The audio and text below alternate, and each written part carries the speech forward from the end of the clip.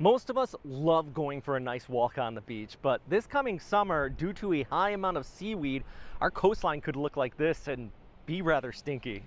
Past 10 years, my group has been working on the Sargassum seaweed blooms. This is Professor Hugh from the University of South Florida. Sargassum peaks in summer, in June and July. There's no exception. During winter months, December, January, they usually stay very low, okay? But not this year. So the January of 2023, the past month, already set our record. And that's following a doubling of the amount from November to December to January, making it 4 times what we typically see out there. The big question is, why? We don't know. So that's the direct answer.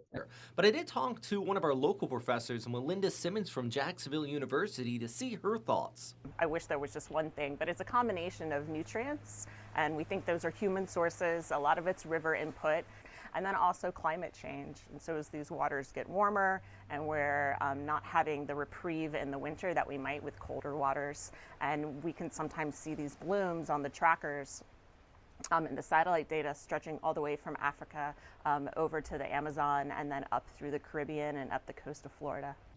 So the big question everyone wants to know is, will this spring and summer be extra stinky on our local beaches from the seaweed?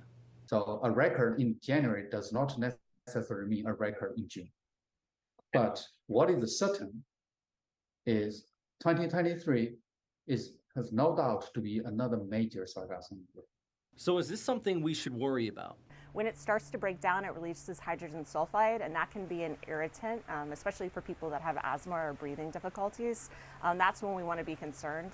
I think the major issue with sargassum is that it's unpleasant, whether you're swimming or wading in it, or whether it's rotting on the beach and releasing that hydrogen sulfide. That's going to smell bad, and then people don't want to come to the beach. Now, during those summer months, the sargassum typically peaks when the wind is coming on shore, so it can be blown off of the ocean. Of course, we'll always give you the latest forecast so you can plan your trips to the beach around it here on First Coast News.